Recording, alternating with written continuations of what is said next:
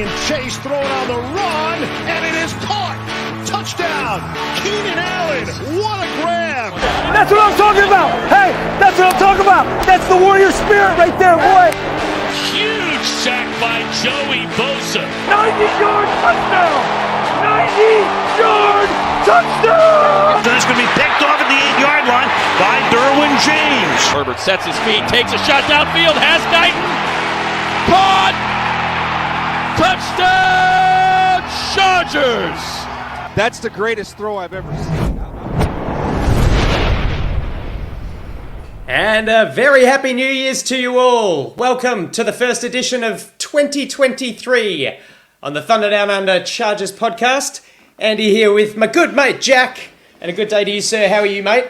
I'm very well, very well. Still on holidays here, back in Adelaide, back in the setup, so the audio should be crisp and clean this week. I apologise to listeners over the last couple of weeks, haven't been in the studio, but back and super hyped because I watched the game on my phone as I drove back from Melbourne to Adelaide. Not whilst I was driving, mind you. My lovely fiancée was driving, so super hyped over a 31-10 win. My lord, baby, we're back. We're playing playoffs. Yeah, it's good. Yeah, we've had another awesome win at home against the Rams in as big a way as we've seen in some time, score-wise. Stress-free football, perfect way to round out an awesome weekend of football, both the NFL and the two blockbusters on New Year's Eve in the college playoffs. Huge. Plenty of our game to chew through. A look ahead at the Broncos bout in Week 18 at Mile High. And we'll have a bit of a chat about what the playoffs landscape looks like in both the AFC and NFC as we head into the last week of the regular season. Thanks as always to our fans and listeners out there. We're super stoked that our third amigo Al got to interact with a few of you guys, either from the show or Bolts from the Blue, as he made his way, or should I say stumbled his way through Thunder Alley pre-game. Lots of videos and chats from him during the game. Looked like an awesome experience. 80-20 Chargers to Rams fans, which is pretty sensational. Fantastic. It's Herbert's house, baby. Don't forget to subscribe to the channel if you haven't already and give the video a like. We appreciate it very much. Alrighty, straight into it. Los Angeles Chargers 31, Los Angeles Rams 10. Home stadium clash against the reigning world champions. Those same reigning world champs have now lost the most games following a Super Bowl winning season. Ta-ta! It's Herbert's house, baby! And that it was. Joe Lombardi having probably his best game in a 2-year span running this offense, at times even teasing the Rams secondary. Austin Eckler simply incredible after spending the week with a bung knee, both on the ground and in the air. Mike Williams instrumental with his acrobatic catches, just brilliant. Herbert under center probably had the game he needed to just shake off the cobwebs of the last few weeks. Nothing superhuman, didn't have to be God, but neat and clean. 212 yards, 2 touchdowns, 0 interceptions before Chase Daniel took over late. On defense, the KVN train continues a steaming home. Something about this guy in post-Thanksgiving football. A sack now in his last 4 games, a forced fumble, and a recovery to boot. Coverage kept Mayfield in check, allowing just 132 yards. Run defense continuing to be a concern. The bullish style of Cam Akers looked to take the game away early and answering everything the Bolts could do themselves on the ground. But we move on. A stress-free, enjoyable contest, some offensive pizzazz. Staley gets one up on his old boss. 10 wins on the season, double digits. It's really quite remarkable to think we were looking troubled at 6-6, 4 wins in a row. Really good chance to steal that 5th playoff spot. Jack, man, how are you feeling about this game, this win, this result? Well, we have been pleading, praying on our knees, well, I have anyway, about coherent football and complementary football. We've seen one team, we've seen an offense perform and a defense not perform. Then we've seen the defense perform and the offense not perform. The one constant has been special teams, but what a complete performance. It was complementary. The defense was, a lot of people might be saying bend but don't break. I still thought they played fantastically well, adaptive. Baker Mayfield had nowhere to throw. Seeing him in the pocket going, shitting his pants was great. I'm not a huge fan of Baker Mayfield, but we won't talk about that just yet. If you couldn't tell. Yeah, and you're right. I think Joe Lombardi had probably one of his better games in terms of the the way he called the game. And I thought you put it really beautifully too, Andy, that it didn't require Herbert to be God. He made some pretty incredible throws. Mike Williams made some pretty incredible catches, but man, just a complete performance. And that, for me, this is the happiest and most complete I feel as a fan and an analyst. So, hooray. Prayers have been answered at the right time of the season. So, fantastic. Big time, man. Yeah, look, I thought Lombardi, like I said, I thought he was creative. It was a really dynamic offensive game. Maybe apart from like the 2-minute drill before the halftime and the 3 and out after the Kyle Van Noy fumble. Lots of Roundtree in there was interesting. Using tight ends in the end zone, hooray. Parham, 6'8", man, get him in there. Tuddy, beautiful. Gerald Everett, always fighting for yards. Great use of them. Bulk yards with Mike Williams. Keenan Allen, always reliable. Mixed it up. Throw it short, go over the top. He'd draw the defense in, and he really just kind of mucked around with them. I thought it was really fun and kind of like always getting me up on my seat. I was excited. I wasn't just expecting like a stick route or a throw to the flat with 4 defenders coming at Eckler or anyone. Yeah, look, it was good to watch. You're right. I was very fulfilled. I was satiated by this win, and so jealous that our co-analyst, if you will, was bloody there. Bastard. Very jealous. Play on. Yeah, I mean, we'll have a little clip from him later on to see. He just gets the words out, listeners, so I'm sorry if you can't understand him. But you're right, and I think the numbers show it. So Mike Williams had 94, Keenan Allen had 60. Keenan Allen didn't need to have one of his games where he's catching 11 for 85 or 11 for 110, which I think is good. I think that's a really good sign. As much as, I guess, you look at a receiver's line and go, geez, he's had 11 catches and 105 yards, must have had an incredible game. I think this offense needs to be spread. The where we get the touches needs to be spread. I would have liked to see a little bit more of DeAndre Carter. He didn't really sort of pop up. Gerald Everett, again, was relatively quiet, I thought. But the red zone offense and the red zone improvement was quite stark. It was staggering, actually. You alluded to it. Now you're speaking my language, baby. When Parham caught that ball and Herbert finally for the first time looked confident in throwing a ball, that sort of 15 yards, zipping it straight into a receiver's handle. I haven't seen that for the last, I can't really remember, maybe 10 weeks. He's looked very tentative. He did have that one decision. Any throwing of Herbert's over the middle it just hasn't been there. And we saw it a bit during like the field and then, yeah, like you said, just bonk straight over into the gloves. And it's good, and it shows me that I spoke about we run and we get down to the 5-yard line and there's not enough room for Herbert to perhaps operate. There's not enough room for the receivers to operate. That pass to Parham was a good, probably 15 yards, and there's that little bit of room. So I'm not sure whether Joe Lombardi's listening to this podcast. He's probably far more intelligent to listen to our dross.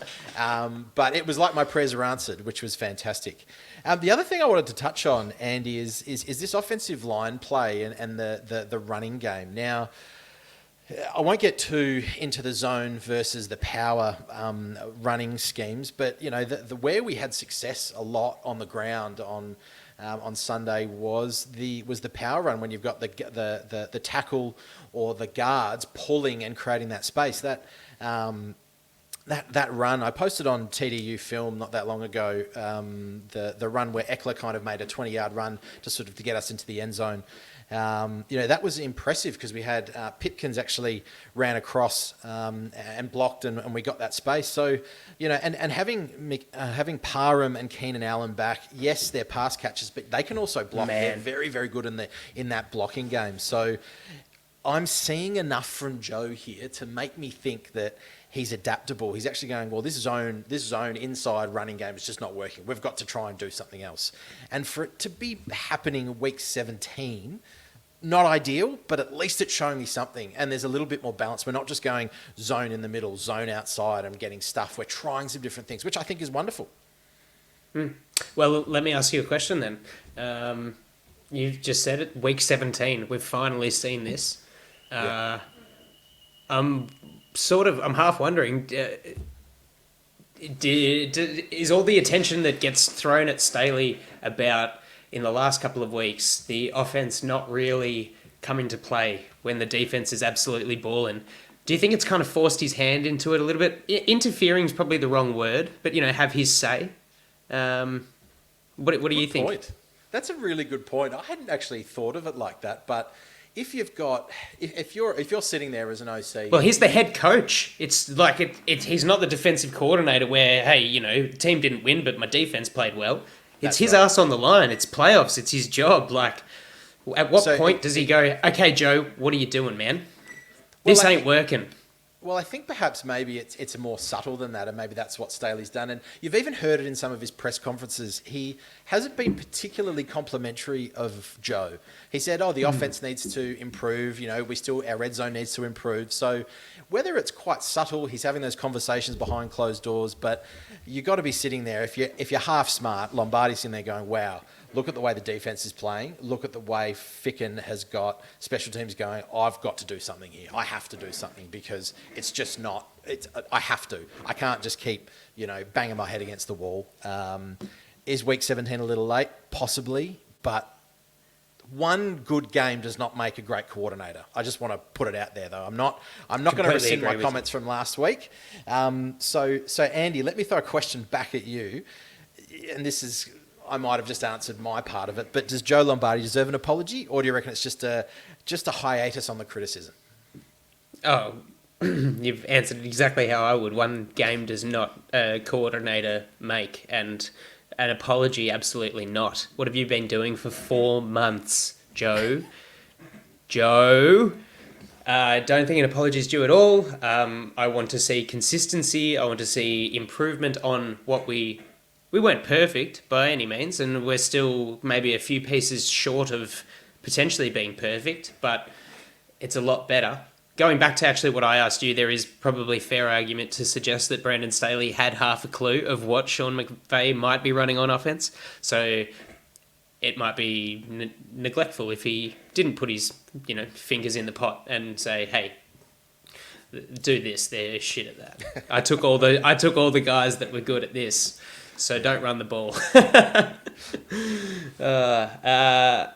Look, I also really like the fact that be it Staley or Joe Lombardi has decided, you know what, this Kobe Durant cornerback rookie for the Rams he's had a week against the Broncos. I think 2 interceptions, 1 return for a touchdown, and they're going, okay, we're going to throw the ball at you 7 times, 5 receptions, 64 yards. Thank you. And I think 2 or 3 first downs. Yeah. Balls on that. I applaud it. Look, we can't disappear from talking about the offense or move on to the defense. I'm really happy that you pointed out the run blocking by the tight ends and the receivers. I thought it was awesome. Trey Pipkins, guy just keeps, we smash him for his lack of availability, or this guy's always on his ass. But he always comes back into the game more often than not. Does. And you said he's, pulled on that blocking play, continues to get back up. And look, to be honest, he mustn't rate Sorrell or Norton either, because he's getting back up and getting in there, be it injured or not. So I think the guy's playing without an MCL, I believe. He's just, there's nothing there. He's just it can't be there anymore. It's got to be absolutely smashed. It's incredible. But before we move on, I brought him up at the start in my little recap. Austin Eckler was sensational. 122 yards. A lot of help from run blocking on the whole. I didn't think was super good. Not as good as it could have been, but that play and Filer, that trap block on Bobby Wagner sealed the hole for Eckler's 72-yard, longest of his career. And he also broke LaDainian Tomlinson's receptions record for the Chargers as a running back, which is sensational to be in a sentence with LT. So that's awesome. It's huge, right? And I think we don't talk about Austin Eckler much because it's just expected greatness. We expect him to get 2 touchdowns a game and 60 yards on the ground and 80 yards in the air or whatever it is. But he's really turned into not just a pass-catching back. The way that his body pinballs around through 1 defender, 2 defender, 3 defender, stays on his feet. And we're used to that in space, right? We're used to him catching it out wide and sort of making guys miss, which he can still do. but he has kind of turned into a little bit more of a pinball power runner. Not an exceptional one at that, but it's just incredible how his game continues to improve. He's not just this one-trick pony or two-trick pony anymore. He can do it all, which is incredible. And I've said this offline a couple of times. I mean, if he goes another year to 2 at this production, he's making a pretty good case to be one of the best running backs in the last 10 years. And when you're in that company with LT, who knows what happens? Let's just stick on, before we do move to defense, Andy, let's just stick on these running backs, because your man, Mr. Joshua Kelly, had he had 5 runs for 60 yards, I believe. You know, he was going at, I think that's right. Is that? I can't remember if that's right. Oh, no, sorry, 45 on 9 attempts, so 5 yards a carry. Sonny Michel's been cut, as you eruditely pointed out before the pod. Isaiah Spiller, what's going on? Is it going to be a 2-headed monster, or are we going to see Isaiah Spiller, or is it going to be Roundtree? What's going on?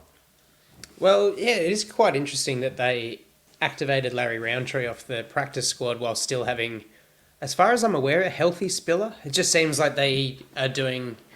they just don't, I don't know. Maybe they just don't want him on the field. He's not developed maybe the way that they have wanted him to, which is odd. They must see a whole lot more on the practice field than we've seen, because I haven't seen him fumble the ball. I haven't seen him be that bad. He falls forwards. He runs aggressively. Seems to pick holes. But there's just got to be a reason, and the only thing I can really think of is that there's a bit more experience in the other guys, and probably a little bit more nous in pass blocking as well, and what they can contribute, and probably one of the stronger things for Roundtree being in over Spiller in the team at least is special teams. Roundtree's involvement in the special teams, and obviously Roundtree came on for a few carries late in the game because we'd won and we pulled all our guys, and that was cool. So he didn't do anything too bad, but I think his longest gain was 5 yards, and he looked okay in that run. Other than that, well, yeah, we're not a focal run game team. If something does happen to Austin Eckler or Touchwood or Josh Kelly for that matter, I'm sure we'll pick up someone on the waiver wire and try and jam them in, but it's not a big focal point. We'd rather get more healthy guys in depth spots elsewhere where we absolutely need it, like that D-line.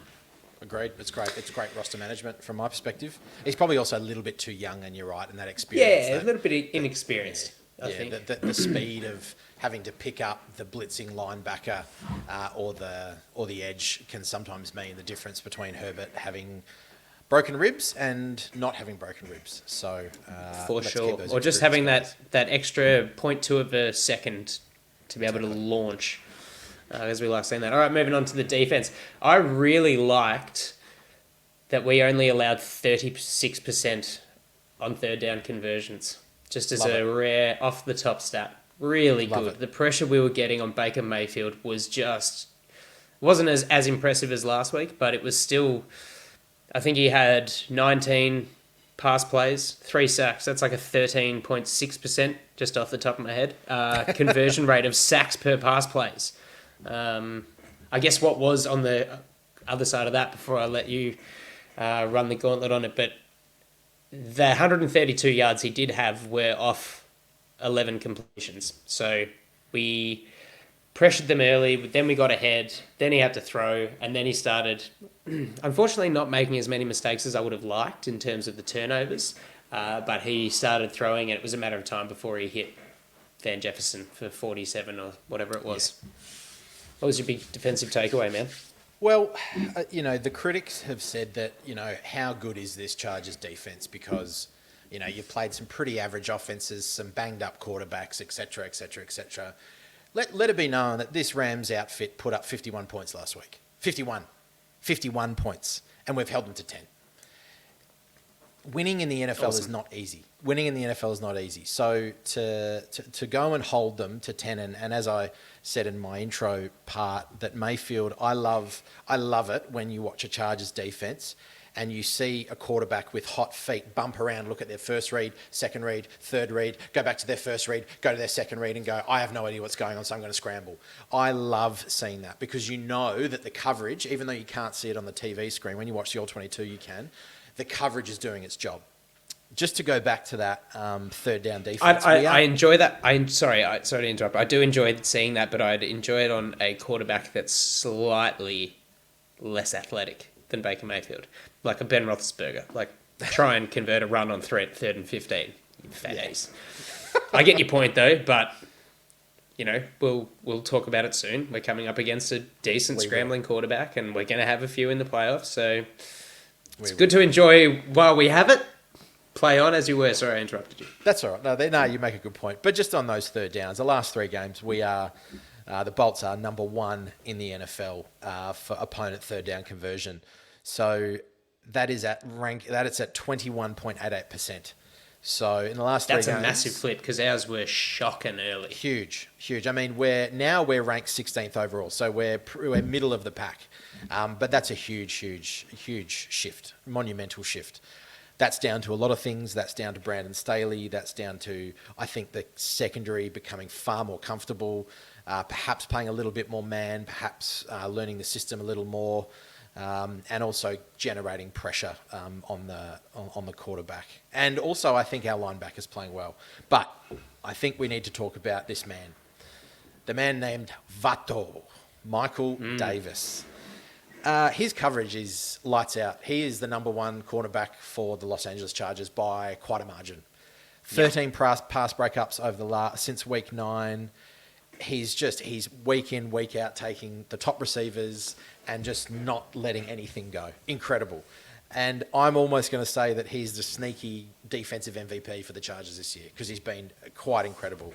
There was a great article that was written a bit while ago I shared on Twitter about how he had a lot of off-field issues last year with his girlfriend, I believe, and he was struggling with the new system. He's had 2 years in it now and he knows it. And he does speak to how this system, you need to rely on your teammates a lot more. It's not just you and the wide receiver going one-on-one. You've actually got to adapt and sort of be aware of and empathetic to your players and what they're doing. And it's clear that that's kind of a singular comment that is representative of the whole defense because it's this cohesive unit.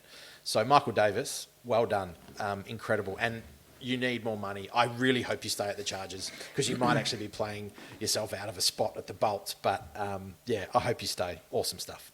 I just don't want to see another Adrian Phillips where a good DB leaves the Chargers and then goes on to just do better and get better and do well and be one of the best defensive backs now that Gilmore and Jackson are out of New England for the Patriots.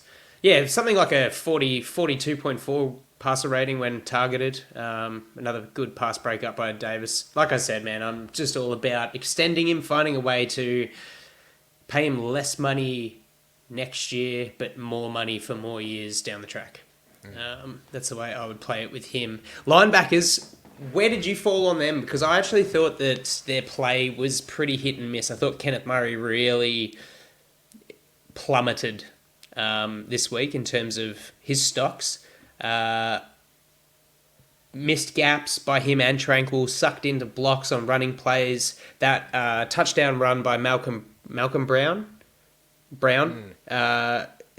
Tranquil just got absolutely engulfed on a block and bang, 23 yards up the middle. And that's really soft. That's the sort of... Thankfully, that was their only touchdown, but that's just money for jam against the top teams in the league, and they'll take advantage of you far more often than not. Tranquil did flash in pass rush and coverage. I think he just showed up. He was just there, and he had quite a long purple patch during the game where he was just smashing it. So probably not the best linebacker performance for mine, and I think that does tend to contribute to a run game where we might overlook it a bit because we did pretty well ourselves, but Cam Akers still smashed us, and we're still so vulnerable to that kind of runner, a bruising runner. So There we go. think I think having Derwin James back will change that a little bit. I've seen listen, Kenneth Murray is, people will still be poo-pooing him. I'm not saying that he's the answer, but he is actually he is starting to string a couple of good games together, and if this is a drop off, I'm okay with that. I think Derwin James against the Rams changes the run defense quite vastly, and I think they did okay. Tranquil does pop up because he is flashy. I think he's a very intelligent linebacker. I don't think he's necessarily as physically gifted as perhaps what you might want in Staley's scheme. You might want a little bit more athleticism, even though Drew Tranquil's an incredible athlete. Just smart athleticism. You don't need to run all day. Yeah, like playing AFL footy. You don't need to run all day. You can be smart. If you run where you need to run, you're efficient. You don't need to just be a hothead all over the place and run around like a headless chook. If K9 can get his head right and he can get this defense under his, I guess, cognitive control, let's call it that, I think he's going to be the perfect linebacker for Staley. I think he would, because he's big enough to stop the run if he can diagnose it properly, because I don't think there's any issue with him tackling because he's a very, very big boy. It's just him getting to the ball. Him in coverage, he's shown over the last couple of weeks that he can do that. But you're right. Listen, we all know that we kind of identified on the podcast that the linebackers are the weakest spot, I guess, or the least valued in Staley's defense. So they're like the unloved nephew or something. They're just sort of... Well, on that, I mean, Murray whiffed on a open field tackle against Cam Akers, he lost him on the route where Mayfield overthrew him, and that was to the house. It was actually really weird watching that pass and miss, because I was like, that just seemed like such a catchable ball. Yeah. Anyway, glad they didn't. There's a few of those during the game. And he tackled his own teammate. I think he smashed into Ja'Seer Taylor on Cam Akers' big run. Lewd. Anyway, that's all right. You're right. What I'm concerned about on that is that not a highly valued position in the team. Drew Tranquil's hitting free agency. He has played a heck of a contract year as far as a Chargers linebacker goes. My concern is that, like Kaiser White, they let him walk, and there's the quote, and you heard it here first. In the last 2 months of the season, we've seen enough from Kenny Murray to know that he's going to be the leader of this group going forward. I'm terrified of that, because sometimes there's just too much faith in the people, and going financial decision. We can't probably afford to pay Drew Tranquil big linebacker money, and he might get it somewhere else. We'll worry about that in many an episode's time. I'll trust Brandon on that one, like I trusted having Kaiser White walk, and who knows what happens in the draft too. It's going to be position of need, and don't forget Troy Reader's sitting there. So Troy Reader is just sitting there. He knows the scheme very well. He might not be an A linebacker. Drew Tranquil's not an A linebacker. He's probably a really good B+ linebacker at his best. We might only need a B to a C+. On that, before we sort of move on to our Around the League, or we might actually watch Alistair's video, just a shout out to, I think his name is pronounced Dominic, is it Muciacito or Musiacito, who writes for riverslake.org. He wrote a really good piece called Why Are Podcasters Breaking Up with Brandon Staley? Really, really eloquent and really well put together, and kind of touches on a lot of the things that we've been talking about. How Brandon Staley was this hot defensive mind, and now the whole media's cooled on him, and they've focused on Mike McDaniel being the new hot OC. And I think, it really did fall in line with how we've seen Brandon, is that it's taking him time. Brandon and Staley is teaching a system of adaptability and making the best play from what you got in front of you. Not here's the playbook, this is what you do. You just go, you tackle. He's not doing that. He wants to empower his players. So I think that's why we've seen this slow uptake. But I just think this is it. I'm thinking that this defense next year with the right players oh boy, with some of these players back and healthy, oh boy, heard it here first. I reckon it's going to be a top 5 defense. Heard it here first. Dominic Maciasito, beautiful article, well written, loved it. We are not one of those podcasts that needs to apologise. We are at fault pro Staley, and now the chickens are coming home to roost. So we'll ride until we die with this man. We shall. And has definitely earned his third year playoffs, 10 wins. With this injury list, the stuff that he's faced is definitely deserved a massive shout out for what he's been able to achieve and how they've been able to achieve it. They've won the games that were just tough and rugged wins, and now we've got the guys back. Even though we can't not talk about Big Bear Joey Bosa. He only played 49% of snaps, 2 tackles, a couple of hurries. He was still there. He wasn't 100%, but that's why you have the guy on a snap count. He's got to get a bit of game time into him leading into the playoffs. It's exciting. He's going to add a lot to run defense as well, because you don't recognise what he does. So, man, when you've got Khalil Mack and Joey Bosa, we spoke about this so much leading into the season and for the first 2 weeks. Now we've got it back when it matters. And it's funny because you see a lot of the team, like while we were sort of struggling, we had that patch in the middle where, we lost to the Chiefs and the Niners and things were looking pretty grim at 6-6. And other teams, like teams like the Jets, they're just sort of the Dolphins just soaring. And we're like going, God, man, playoffs is going to be hard. Like, you're going to need well over 10 wins to be able to get in. Lamar Jackson gets injured, so Baltimore drop a couple of games. All of Tennessee, who were available, got injured, so now they're at risk of not even making it. Tua, injured. The Jets pretty much don't have a quarterback, and they have just fallen off the side of a cliff. So we've really actually come round at the right time, and it's, mate, it warms my loins. It's that exciting. But it is, and you know what it is that Joey Bosa, 3 years ago, when Lynn or when McCoy was coaching, Joey Bosa being injured, he would be rushed back and he would have to play 90% of snaps because we'd need the win to get into the playoffs. He can sit back now and go, you know what? I don't even have to play 50%. I don't even have to really pass rush that hard. And if you watched him, I was just watching his get off and his explosion. He wasn't going 100%, which is fine because that's all he needs to do.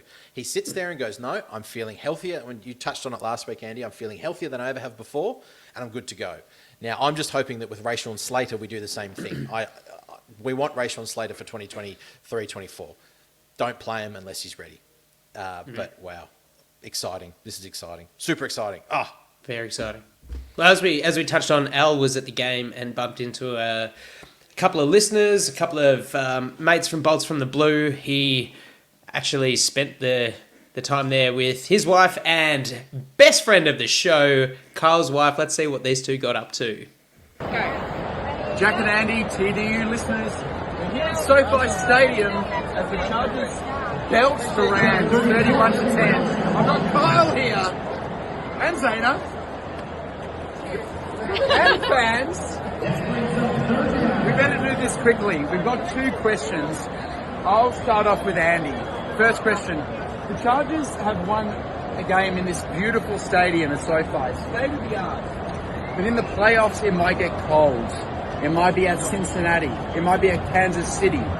Andy, how do you feel about whether this Chargers team can win games outdoors in January when it counts? I thought it was a Jack. Oh, okay. Jack, that question's for you.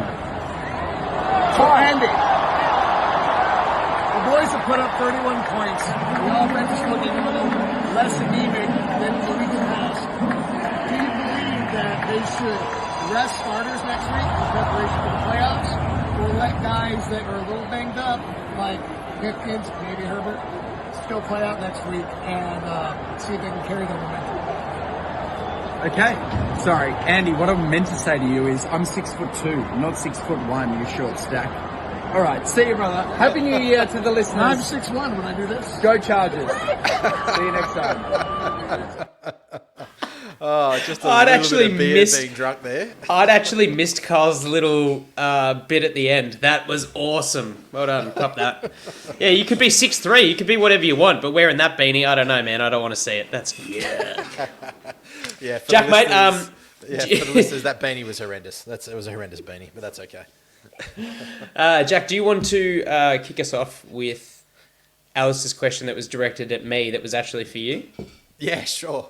I will. I think we're okay. Mate, Staley. Hashtag had a few, had ya? Staley, Chicago. Born and bred, Ohio, Cleveland. Knows the cold. Bryce Callahan, played in Chicago.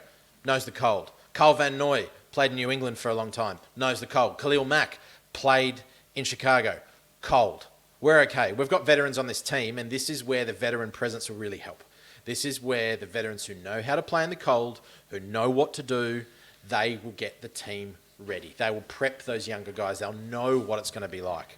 So in relevance to that, I don't think it's going to be a major issue.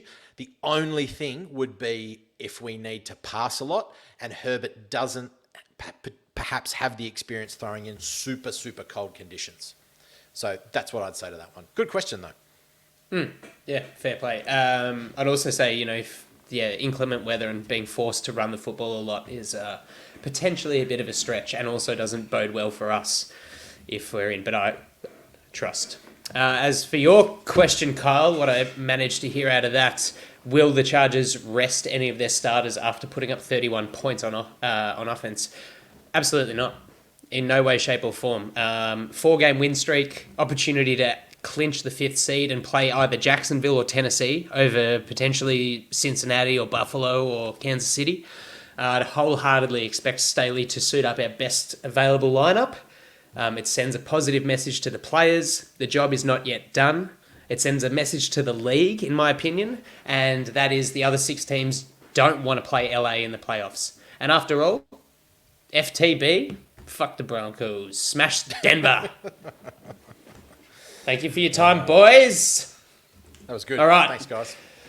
So, just before we jump into the Broncos preview, I thought it'd be a little bit of fun. And, we could have almost taken advantage of this last week and jumped in on it. But as the regular season sort of reaches its climax, there's still a bevy of live games and teams vying for those final wildcard spots in both the NFC and the AFC. Don't worry, Bold fam. We got it locked. Minimum 6th. Decent chance of 5th. Happy days. But ain't this tie-break stuff crazy? AFC South title on the line. Could the Packers sneak in behind the Seahawks, even though the Seahawks are still same win-loss but above them at the moment? Who really knows who needs to beat who? Denver beats Atlanta in the American Southwestern Division East Northern. Then Milwaukee goes to the Denslow Cup. Unless Baltimore can upset Buffalo and Charlotte ties Toronto, then Oakland would play LA and Pittsburgh in a blind choice round robin. And if no clear winner emerges from all this, a 2-man sack race will be held on consecutive Sundays until a champion is crowned. Oh, well, he knows how. God, I love that movie, Basketball. There you go, Jack. What's the playoff picture like in the NFC? NFC, before I do get going, can you remember drinking a slab of Kronenberg? A slab is 24 beers, listeners. Every time they said dude in Basketball, I don't think we made it to the end of the film. We wanted to go out after that, but I don't think we did. So that was in our youth. Oh, man. Eyes were too big for our livers, that was for sure. We gave it a good nudge, though. It was the dude fight on the Malacca Lacca board of peace that really unstuck us. That actually, I do remember that. Anyway, a couple of storylines in the NFC, right? Because you've sort of covered a couple of them. I'm looking at Philly this week versus the New York Giants. There's a couple of storylines here. Minshew has been throwing for the Eagles the last couple of weeks. And a lot of media, or some media pundits have come out and said, anyone at quarterback could win with this Philly roster. Now, I don't think that's true. They had a absolute rip-snorting game against the Cowboys, but I'm looking for Hurts to come out, and I still reckon they're one of the toughest. They're going to be the heavyweight in the NFC. They will clinch the NFC East Division title because we're not sure just yet if they win or if Dallas loses. The next one, obviously, is the San Francisco 49ers. They have clinched the NFC West. And it's everyone Purdy for president, I reckon. He's playing all right. Mr. Irrelevant is no longer irrelevant. Debo's coming back to health. And I watched that film just recently against the Chargers, how we played against them. I still think they're one of the most complete units in the, let alone NFC, NFL. They've got some absolute weapons. And Kittle's coming back. He's playing well. He's got a really good relationship with Purdy, it seems. And you've got McCaffrey just going absolutely ham. I won't harp on too many others, but the Dallas Cowboys, my question is always going to be, are they the real deal? Can they get it done when it counts? Prescott's having a good year. Against the Titans, though, they really struggled. The Titans' defense shut them down quite well. Geno and the Seahawks, who knows? They play the Rams on Sunday. With a Seattle win and a Green Bay loss, they clinched a playoff berth. However, Green Bay are playing Detroit. If I sort of Lambeau as well. At Lambeau. Now, I have a feeling that the Green Bay Packers might completely overwhelm the Lions here. Dan Campbell has done a great job. Jared Goff's playing well. Amon-Ra St. Brown is one of the most fun young receivers to watch in the NFL. But I said it, and I'm going to go back about 20 or 25 episodes when I talked about Aaron Rodgers being the old gunslinger. The old gunslinger just sitting there. Everybody thinks I'm too slow. Bang, I'm 8-8, and with a win against the Detroit Lions at Lambeau, they clinch a playoff berth. And I would not want to play against Aaron Rodgers in the playoffs. So that's what's happening in the NFC. Nice, man. Big shout out to my cousin Dan, Big Packers Dan. And shout out. I would love nothing more than to see, and I think it will happen, Packers Detroit at Lambeau. I love Aaron Rodgers, and I've got a soft spot for the Packers, but I'd really love to see that win and just to see what they can do. They're just going to be an absolute shitstorm as a road team throughout the playoffs, and it's going to be super fun to watch. Let's just hope that someone else knocks off the 49ers for their case, because we know that they can't beat the 49ers in the playoffs. All right, the AFC. Look, there's only one spot available for the playoff hopefuls in this division. The clinched and the seeding. So at the moment, the Chiefs obviously have won the AFC West, I think, for the 7th year in a row, which is becoming quite upsetting. 13-3 record.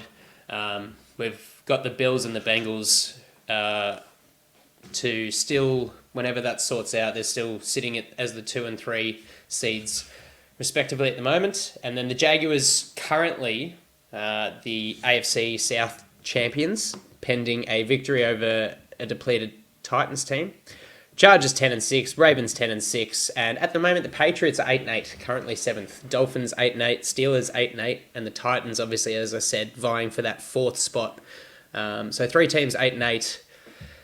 It's going to be interesting. Patriots play at Buffalo, potentially on a very short week. We don't know what's going to happen with the rescheduling of Monday Night Football. Dolphins at the Jets.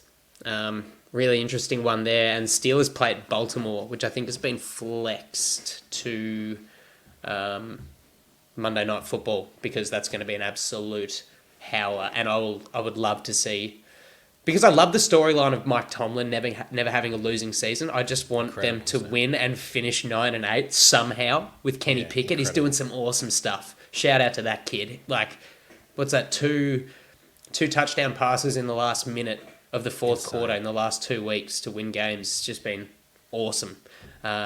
You'd probably say, though, Buffalo beats the Patriots. Miami gets up on the Jets, and probably Baltimore. My heart's saying Baltimore, but who knows? Is Lamar back yet?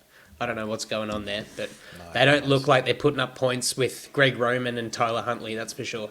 So, look, the Chargers beat Denver. It's the 5th seed, regardless of that Monday Night Football clash. And on that, let's get right into the preview for our Week 18 divisional matchup in Denver. It sounds like Joey Bosa came through the game unscathed. No other injuries to report of from Brandon Staley or the team, which is great news. We're getting healthy. Derwin's still in the protocol. Hopefully we'll see him back at practice this week. during his press conference, he just heaped praise on guys like Kyle Van Noy, Michael Davis, just for perseverance. Trey Pipkins is another one. Loved Donald Parham's game and how he's persevered as well to come back from big injuries and perform in the way that he has. Like I said, Staley himself pointed out the further need for improvement on run defense. The linebackers getting sucked in a little bit, but all in all, pretty positive moving ahead. And absolutely, as I said to Kyle's question about resting starters going into week 18, knowing that you've got a clinch playoff, absolutely not what he wants to do. It's always best available. Keep the ball rolling, and just let's knock down as many pins as we can. And hopefully, the longer we last, the more people we get back. Jack, what happened in the Broncos game against the Chiefs?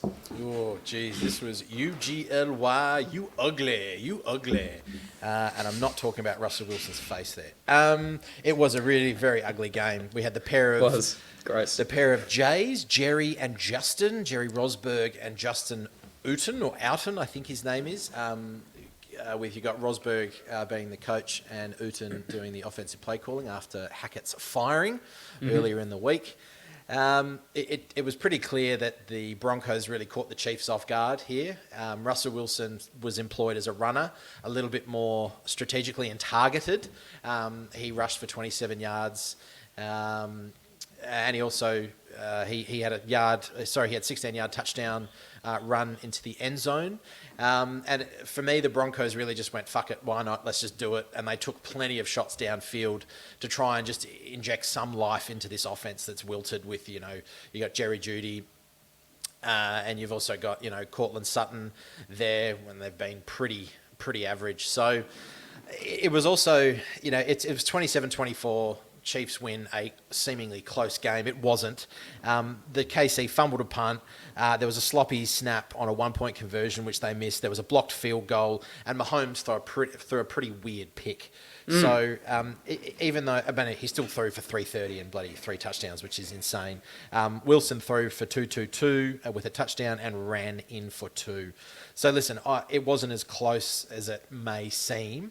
KC just weren't ready to play, and I think that's something that we'll talk about in our game plan that we have to be ready for, because I have a feeling that Broncos locker room is probably wanting to play for a bit of pride. So yeah, it was a bit of a crap game to watch, to be honest. I was a bit sad that I got the preview of this week, but so La Vie. You're onto the you got to do some work, strengths. Mate.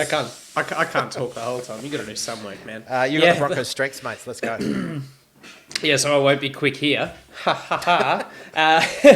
to be honest with you, playing under Jerry Rosberg, I thought that the Broncos actually played with a lot more intent and desire against the Chiefs.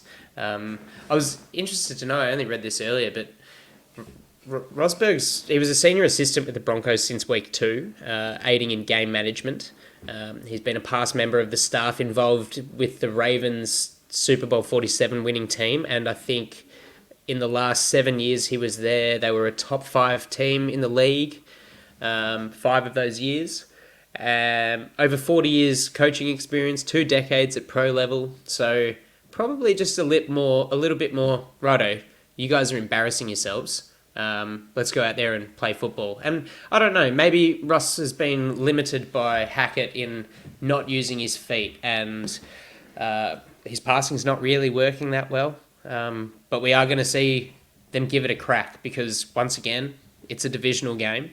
And I think they're going to come out and give it to us. So even though I'm not seeing a whole lot of strengths, they've still got Russell Wilson, who's one of the best quarterbacks moving out of the pocket and throwing the deep ball that we've seen in the league for the last 5 to 10 years. Handy and run defense against the Chiefs, I thought. The D-line pressure was there. Forgive that ridiculous self-reception that Mahomes had. But, it's still a battered down pass. Mahomes, I will say, is doing a better job of catching his own passes than Justin Herbert, but, we'll move on. Look, I still think that there's elements of this defense that are good. I thought they played a really soft zone against the Chiefs, and there was especially early, a lot of intermediate receptions from Kelsey, just a soft underside kind of thing. But hey, you know, sometimes you've got to be more defensive against Patrick Mahomes. What are you looking at in terms of their weaknesses, man? Yeah, they're kind of everywhere, but I think what I'll focus on is, listen, I still think their defense is, like, Pat Surtain's one of the top 5 cornerbacks in the league, and Justin Simmons always plays well against us. Yeah, but I they think, got guys. They got guys. Yeah, they got guys, but do they have a team? That's the question, right? They got guys, but are they a team? Listen, I think you touched on it. The quarterback play is a weakness. Russell Wilson's having his worst season by far. We need to make him a pocket passer. We need to prey on him. We can't let him escape the pocket. So that's that weakness there. That was a bit of a game plan. But the main thing for me is throw it all together. I'm pretty sure all I said were weaknesses, and I tried to use one of their weaknesses as a potential strength. So, not even paying my due diligence to the likes of Surtain and Simmons. Put it in the pot. And Josie Jewell and Singleton are having a really they got guys. They got a couple of guys. The biggest Jerry weaknesses, Jeudy, they got a guy. Point of attack, offensive and defensive line. Some of the worst ranked players. I mean, Barrett Browning showed a lot, but now when Bradley Chubb's left, he's getting quite a little bit more attention and sort of not really producing particularly well. Their offensive line, bar my man, the big belly, Quinn Miners, is really struggling. So I have a feeling that we're going to be getting after them at the point of attack all day. And that kind of leads into one of my first bits of the game plan, I think, is win at the point of attack. Be physical, both offensively and defensively in our lines. Don't let them get a foothold. Beat them down physically early on, and I think they'll crumble. The other one that I alluded to is I think we need to keep Russell Wilson in the pocket. Don't oversell the pass rush to try and get a sack. Keep him in there. Make him do the happy feet, is what I was talking about that Baker Mayfield was doing. Make him force the ball, because then our secondary, who are playing really well at the moment, will just pick him off, hopefully, all day. I'm hoping for at least 2 picks of Russell Wilson. Do you have any more stuff on the game plan, mate? I'd like that a lot. Containment is my main one, is make Russell Wilson throw and just play tight in the secondary. I also want to have a constructive and positive offensive scheme run. I want to play Herbert into the game early and, you know, get his confidence up early and just let him go nuts. Don't give away too much for the playoffs though, Joe. Just do a good job, please. I think we will get to Russell Wilson. I think we'll force turnovers, and I'm going to enjoy it. Because we've got a former Rams defensive coordinator in Giro Vero. So there should be a little bit of understanding from Staley as to kind of how we can pick that apart. They did restrict us a little bit earlier in the year, 1916, I think. That was we played down to their level kind of areas, and they're now missing a few of those defensive guys. So we can really capitalise and put some points on the board, I think. Yeah, the other thing that I noted whilst I was watching is that they've really gone hard on the play action to try and get Sutton and Judy on deeper routes. So don't bite on the play action. Don't bite. Yeah, don't bite. I think that Kenneth Murray and Tranquil are going to need to be in those intermediate spots. And Jerry Judy loves a crossing route too. He's pretty quick. So as I said, lay the smack down on them, especially Judy at the point of play him quite physically, get the timing off, and as you say, get to Russell Wilson and just force. The last thing I've got is, play our game. You said it beautifully just before, don't play down to their level. Walk in there, be professional, win at the point of attack, physical, to be honest, because if I'm, the locker room and we're down 2 touchdowns at halftime, I'm going, what's the point? Let's just finish off and let's just get it done. So I'm going to say 7, 14, should never be your attitude. 28, 31. I'm going to say, no, I'll say 30. No, actually, you know what? I reckon I'm going to go 34 to 13. I hope it's an absolute belting for the Chargers. Rout. If the fucking Rams can put up 51 points on them, what can we do? My God. So 34-13. There we go. business. 28-9. 3 field goals. Brandon McManus. Russell Wilson doesn't score a tutty. I love it. I absolutely love it. Sorry ass end to a sorry season for this divisional rival. Hate ya. Problemed team. So, look, I'm sure they're going to throw it at us. Like you said, Michael Davis needs to... I think you touched on it earlier when we were talking about defensive culture and how he just sort of feels, he's got his personal life right and stuff like that. I think we saw a lot of culture with the Jack boys a few years ago, but it felt completely Pyrrhic and just like a handle for a social media influencer, just nothing behind it. Here, there's none of that shit, and you've just got... I feel like guys are just saying, man, play more press coverage, get physical. You're 6'2" or whatever. You're a rangy guy. You press coverage duty, and you'll be in his pocket all day. Let's crush him. 2 wins from both of us. Let's everyone enjoy Week 18 and beyond. Enjoy, guys. We'll see you next week on the Thunder Down Under Chargers podcast. Peace.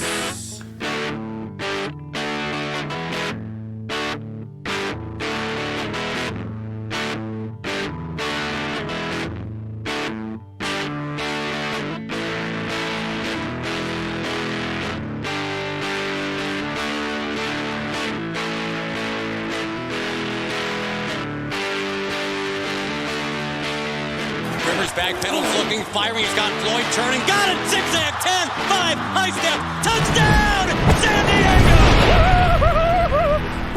Woo! Good night to all!